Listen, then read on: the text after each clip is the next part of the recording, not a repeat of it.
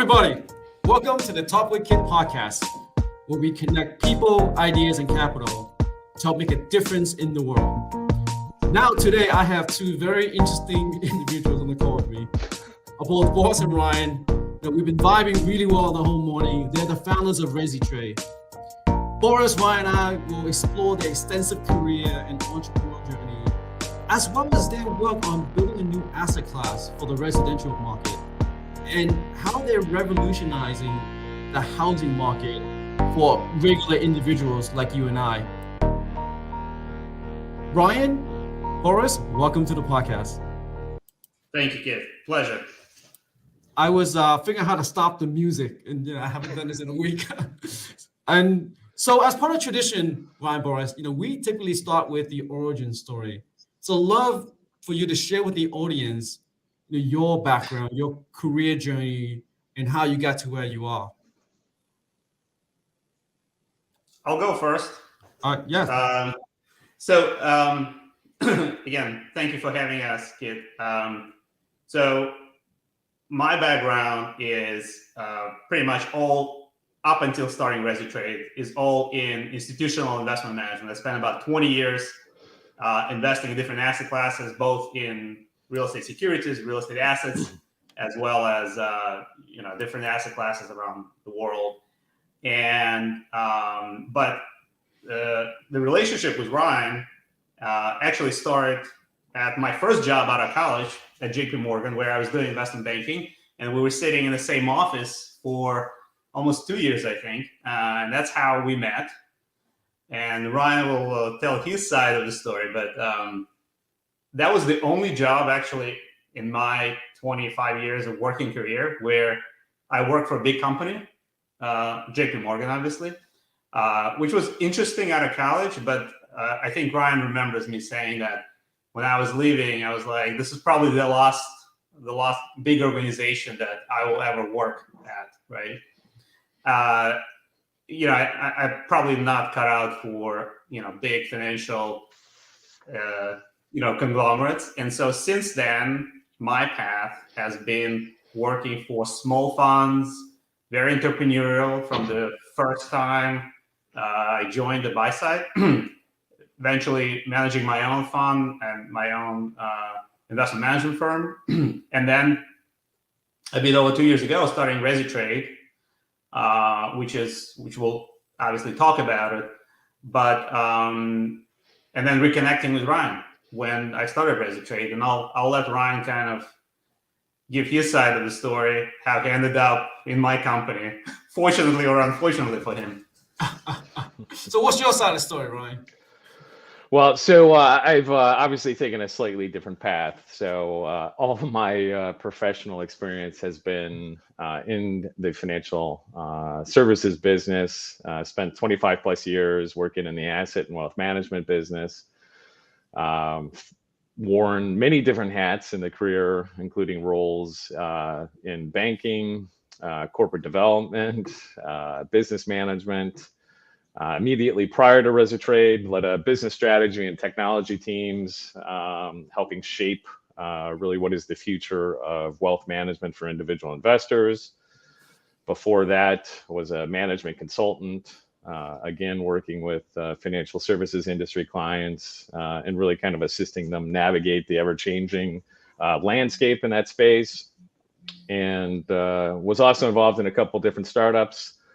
Again, an asset management industry, so a consolidator, and then building an investment management platform.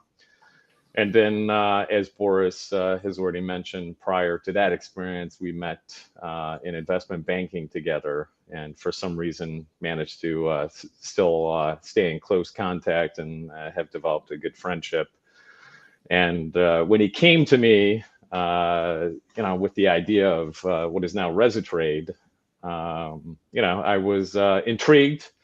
I was an early investor, and then I think, I don't know, correct me if I'm wrong, soon thereafter becoming an investor, decided to jump into the entrepreneurial world again. Now, what was that conversation with your significant others to say, I'm actually leaving a big job to go do this thing that one of my friends just told me about? That sounds interesting. I would like to know that too. I actually didn't ask that question before. Yeah. Well, I would say I have a very supportive partner, and listen, after 10 years at one institution, it's good to kind of take a new challenge. And so I was definitely ready for a new challenge. And listen, Boris is probably, I hate to say this, probably one of the smarter people I know. And I'm blushing already. Yeah, I'll give you one compliment today. Oh my God! And wow. My wife has known Boris, for a long time as well. And we were both kind of intrigued at the opportunity. Thought it could be a large, very meaningful and impactful business. And she's always been supportive of what I want to do, even though that's kind of significantly changed her lifestyle. And to add to that, this is 20 years in New York City, and post the COVID world, about 2.5 years or so ago, we decided to move to Michigan, and that's where I was born and raised. And so she's undergone some significant life changes throughout this journey as well. So all the credit to having a supportive. Well, actually, let me just say, having a supportive spouse or partner is pretty much paramount to any type of success you could have in the startup world. Yeah. Now, how important is, because you can tell the chemistry between you and Boris and you and Ryan, is how important is the chemistry and the trust that you build to work together for this to work? Well, go ahead. Well, I was just gonna I'll turn it over to you. I will just say it's like having another spouse and partner. So it's like dealing with two special people in your life on a daily basis. But you go ahead. So Boris is your work wife. Exactly. Wow, the images that will come from this conversation. Anyway, no, I was gonna say, look, I think it's absolutely paramount. People talk about, in the venture capital world and the startup world, they always, talk about how the team came about, and all those aspects. And I just find actually investors and outside parties actually don't spend enough time tracing back and understanding the relationship between the founders, the relationship with the top employees, or junior partners, and how that came about, how long that relationship existed, and what it was before. And I think it's absolutely key, because you're gonna go, as a startup, you're gonna go through ups and downs that just absolutely insane, right? It's just, the volatility is unpredictable. And so the only way that glues it together, and if you have solid relationships among the senior guys running it, otherwise it's just going to fall apart. And so I think if I were an investor, right, that would be my first thing to look at: how have they worked together, how they work together, and absolutely key, right? And it's not just the two of us, actually. So our Chief Technology Officer, we've known him for a very long time as well. I actually went to high school with him.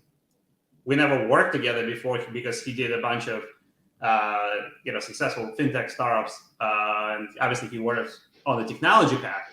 But then that's how we kind of all joined eventually. And so there's deep relationship, both personally and now obviously working. And so absolutely super important. Yeah.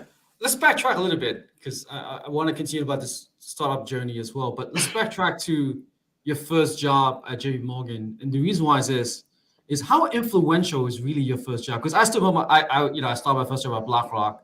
I still keep in touch with all my BlackRock alumni, and like that experience. Like how important is your first job shaping you? Because we have a lot of students that are also listening onto this podcast. Go ahead, Ryan. Well, so listen, kind of mixed feelings, right? Particularly in the context of how the world has changed today, right? 25 plus years ago, starting at a management consultancy, the big three, or an investment bank, I think was pretty critical to future success, particularly if you wanted to, obviously stay in finance, move to the buy side, move into a corporate development role in a, Fortune 500 company. So I think it was absolutely critical. Today I think it's evolved, right? I don't necessarily think you need to do that. As a matter of fact, I might actually encourage someone to go into a startup, right? Join a startup, and you will be given a tremendous amount of responsibility across many different verticals of the business. And I think that is equally a good first, job or opportunity or experience. I don't know if you have a different opinion, Boris. No, my experience, again, to keep things in perspective, I was 22 years old. So out of college, typical investment banking program, you sit in the office for 19, 20 hours, whatever, sleep on the floor, I remember on some deals, Ryan bringing the blanket to cover, whatever. And so, and it's a lot of young people, and just like you, kid, I keep in touch. Well, obviously, we're partners, so something good came out of that. You can see that. But I keep in touch with a lot of people from our class, and so a lot of contacts still, close relationship, all of that. Just like you mentioned, BlackRock, probably very similar. So that's all positive. And the other side of it, I don't know if it's negative or not, but when I left, the only thing I knew as far as kind of from the experience point of view is that I do not want to be an investment banker, right? And so I hope I'm not offending anybody on the podcast, right? Who is? It's a great job, and but it wasn't something that I knew it was not something I wanted to do afterwards, right? And so that was basically my experience, the first job out of college. Yeah, no, and that's interesting because not a lot of people are aware, but first job out of college matters because it influenced you in your Absolutely. career journey down the line. But I also think, Ryan, to your point is, back in the days, you either work for one of the big consultancy or the banks, or maybe one of the large asset manager. But now there's so many options. You actually gain more exposure and profile by being part of a startup, right? Because you get to work with people like you, Ryan, or like Boris, that's got deep institutional knowledge that they can now work side by side closely with. And you don't get that opportunity working for a big firm, right? So I wasn't sure if you're hiring, but if you are, guys, give these guys a call. But so back to Rezitrade as a startup. So you had the idea, you had early funding, you brought Ryan onto the team, you expand the team. But I mean, you're building a new asset class, and it's not easy. So how do you convince people to say, hey, this makes sense, everyone should participate? Because you're not only raising funding, you also need to convince everyone around you that this is something they should invest in as an asset class. Ryan, you want to take it, or You go ahead. I'll do the color commentary. Sure. Great. Difficult job goes to me. Anyway, so look, it's I think a lot of it has to do with, before even you get to that, right? How do you convince yourself to go down that path? So in my case, right, just a little bit of a background on how this idea came about, right? Because I think it's going to be important, is I had absolutely no intention of starting Rezitrade or a company. I was very happy working on the buy side, and quite frankly thought I'll be doing investing, institutional investing, for the rest of my life. I loved it, and Ryan can, I think, attest to that. until I was looking for myself for a product, index-based product that will track residential real estate in a specific geography, and had complete 100% expectation that it exists, right? When I found out it doesn't, to me, first reaction was a surprise. How can the biggest asset class in the world, being residential real estate, not have any index-based passive investment products, right? It's almost unheard of. And that started just intellectual curiosity, no intention whatsoever of starting a business. And long story short, that snowballed into looking who has worked on something along those lines before, what approach, and all of that, right? And then at the end of that research kind of a process, which was not a few months, but probably good 8-9 months of thinking, right, and talking to a lot of participants. I had the benefit of knowing a lot of people, Ryan included, right, who had opinions and advice. What led me to the decision effectively to start the company is the size of the opportunity, right? And complete lack of anyone who's trying effectively, right? And so fast forward to your question, how do you attract, how do you keep employees? How do you get people involved in the company in one shape or form, as an investor or as an employee or as a customer, right? I think you have to explain the size of the opportunity and also the benefit overall, to the extent socially, to individuals that will benefit from the products that we'll be creating.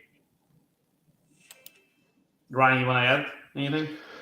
Yeah, I mean, I would just say that once you start talking about the story, it clicks, right? Just to kind of reiterate some of the things that Boris mentioned, right? So the world's largest asset class, call it $160 trillion globally, residential real estate, right? The fact that there is no passive index, product that allows directional allocations as to what's going to occur in prices, right? So now let's go down the funnel. United States, $40 trillion residential real estate value, call it 40 trillion. It, kind of depends on the month, right? And what's occurring in the market. It's a little mind blowing, right? And you compare it to other asset classes, whether it's stocks, bonds, gold, oil, right? You port it over to residential real estate, and it just doesn't exist. And so, that was the appeal of joining the startup. Can we solve this? And then what is the first use case, right? And in terms of kind of social good, making an impact, having the ability to give individual homeowners the ability to protect which is likely their largest component of net worth, their home equity value, right? So via our first product, home price index protection, we're going to be giving people the opportunity to do that, which is pretty powerful. So it's kind of being an evangelist, right? The cheerleader talking about the story. Yeah. And how was the reaction you had when you approached, market participants and when you approached outside investor? Because I would imagine typically we say, well, no one's done this before, this must be a bad idea. Was that the initial reaction from people?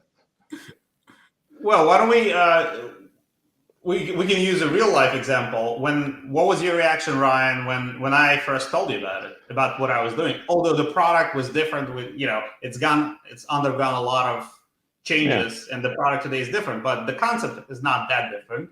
So yeah, I mean, so 25 plus years in financial services, right? All in wealth management, all in asset management. And Boris and I are having a coffee, and he's telling me essentially what I just walked you through. World's largest asset class, no product that allows you to, place directional allocations. And my initial reaction was, you're crazy. How is that even possible, right? That it doesn't exist. Right? That it doesn't exist, given the explosion of passive investment instruments, right? ETFs or, mutual funds, right? And so he kind of walked me, through the story. And so to sum it up, right? In general, it's disbelief, and then a close second behind that is, well, how the heck did you two solve it, right? Versus some larger institution. I would say that those are the usually the reactions. Got it. And now that you've been at it for the last few years, like, what are some of the lessons learned that you can share with the wider audience of starting a new company, creating a new asset class? Like, you're doing multiple things for the first time, right? Not only are you starting a company with a business idea, you're also starting a new asset class. You're creating something that doesn't exist. Yeah. Go ahead, Ryan. So, I mean, in general, I would say these lessons or keys to success probably apply broadly to any startup, right? And they're general, but I think important to highlight, right? So, accept failure, right? Failure is going to happen. It's probably going to occur often. The key from it is to learn and move on. Work hard. You're going to have to learn to compartmentalize Mm-hmm. high priority items and focus on them, which may not necessarily be the activities that you want to focus on, or the funner quote unquote funner activities, but there Yeah. are priority items that you need to get out, and you need to focus on those. I'd say adaptability, right? Any startup, there's pivots, right? And it's pivots probably informed by failures and learning. So you need to be adaptable. Resiliency. I've heard some of your guests mention this before, Kit. I would wholeheartedly agree with that. It's probably the most important trait, right? Startups are a marathon. They're not a race. I've mentioned this before too. Supportive wife or partner, pretty important. I think I'm hoping I'm going to get a little credit for that, for mentioning this. And then celebrate successes, right? However small they are. I think that's really important, and to keep in mind. Celebrate successes with the team. Yeah, It's a great list. I'm not sure I would have, be able on the spot come up with half of it, but I'll add one other thing. I think it's crucial to have conviction, right, in what you're doing, but not blind conviction, but a conviction where you are open to other people's input, and you can have super high conviction, but if you hear something that really important to change in a business, adaptability, to Ryan's point, right, to make the change, right? And I think a lot of times people kind of have conviction and they don't want to change no matter what they hear. What I found is sometimes the best ideas for how to change the product, how to change the business came from, I would say, conversations that, weren't with people you would expect really to provide that type of feedback. It was just like a coffee with a friend, or getting reaction from someone at a party that you've never met before. And all of a sudden you hear this suggestion and you're like, how is it possible? We never thought about this. This is such a simple thing. And I'm like, we should probably give you options just for the 5 minutes of your time, because this is probably one of the most valuable advices I've ever received. So to me, this is super important. So you highlighted a good balance I want to raise, because a lot of times you have an idea and the best way is to ideate with others, right? But I've seen people say, well, I don't want anyone to know about this, because if people know about this, you're going to go and build a competing business to me. So how do you balance that? And what is your advice to people where they have an idea and it's something new, no one's doing it, to still get confident in ideating with people versus having this imaginary idea in their own head, right? And scared that someone will steal it from them. When we started this, and we might have a little different take on this. So when we started this, I think we're both paranoid about doing that, right? Someone's going to steal it. We're going to talk to XYZ company. They have the resources they can allocate, and like, let's sign the NDAs with everybody in the world, from 9 years old to 65, before we talk to them. In my kind of mind, the transition has been for a few reasons, which I'll explain. Now we are like, the difference is we've built a platform, right, from the technology that's not that easy to replicate at all. So right now, my approach in most cases, very few exceptions, is if someone, instead of partnering with us, right, and somehow being involved with where we already have, wants to replicate this, right, and go through all the, time, money, effort, and mental, power involved in doing that, good luck to you, right? Because at the end of the day, we haven't talked that much about the business. We are, to an extent, an open platform. If someone wants to be involved on either side, they just can do it with us, right? They don't have to rebuild. It's not a closed platform, right?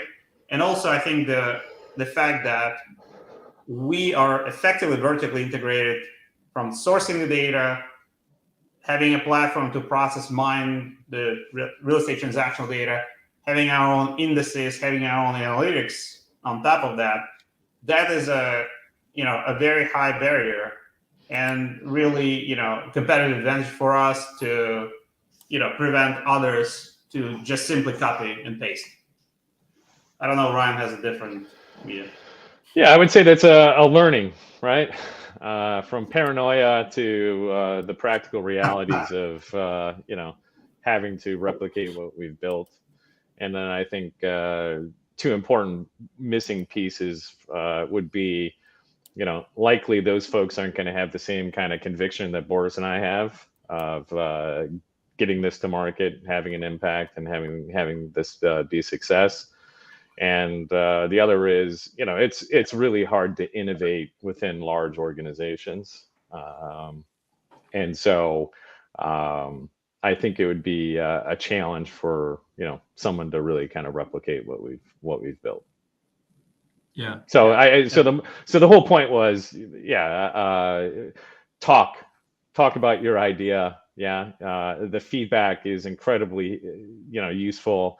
And will likely inform some decisioning that you make about one startup. So don't be paranoid about ideating and sharing your idea with folks. Yeah. No, I totally agree. And if you don't realize, a startup is just a hypothesis, right? And big companies don't throw money on hypotheses. Right? No. They throw money on things that they think is kind of a sure win. Which a lot of people don't think about from that perspective. So now let's talk about the meat and potatoes. Let's talk about Rezitrade. Where are you guys? Are you you live? You're marketing? You're raising, like, where are you guys? What stage are you at? So we've built the data index technology platform. We also built the platform for the individuals, consumer-facing platform, and we are co-developed the product with our partner, sizable insurance company. And so we are going to be launching the first product that Ryan mentioned, home price index protection, this year. And what home price index protection is, it's really focused on individuals, consumers, and enables them to protect their exposure to residential real estate against catastrophic declines in the market, right? And so in a simple example, which I always like to, use to kind of explain what it is really, as opposed to, finance terms. If you want to sell your home in Charlotte, right, and you're working with an agent to help you sell it, to list it, the agent will tell you, well, we have a partnership with Rezitrade, and you should provide home price index protection as an incentive for free to buyers of your home to differentiate your property, because it will incentivize buyers to buy your home, because it removes they're concerned about what might happen to Charlotte prices going forward, right? So that's the example, effectively, of what the product, one of the examples of what the product that we're going to be launching is. And it's, in every startup slide, you say, why now, right? Like, why now for you guys is quite timely given what's happened to mortgage rates and where the real estate market is, right? Like, there's not a lot of transactions. People are worried about where prices are. But now with something like this, where you can buy and not worry about the downside, that's actually quite interesting. Yeah, and it's interesting. I was at the Inman conference in New York this week. It's a big residential real estate conference with a lot of brokers, real estate agents, mortgage originators, technology companies, providers to the residential real estate industry. So there were two main recurring topics. One is mortgage rates are too high, affordability is low in residential real estate, and that's an obstacle, right, for everybody. Very well advertised, right, I'm sure. Problem number two is buyers are concerned about pricing. They're concerned whether they're buying at the top.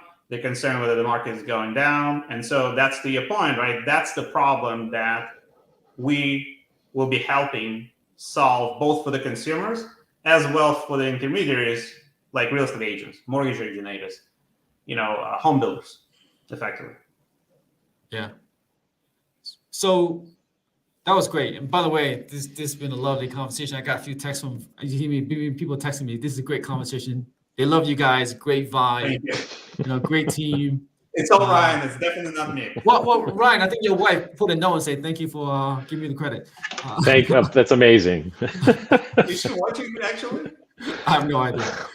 Okay.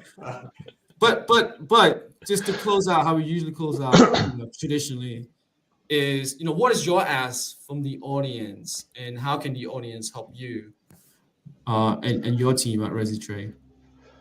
Yeah, I would. I'll keep it general, right? In the context of the community, or startup or creator or founder community in general, right? So I would say help support and collaborate with founders, right? We talked about some of these points in the conversation, right? So be open and willing to provide introductions to potential product users or investors. Help with recruiting, right? Referrals, assist with providing, product development feedback, if you will.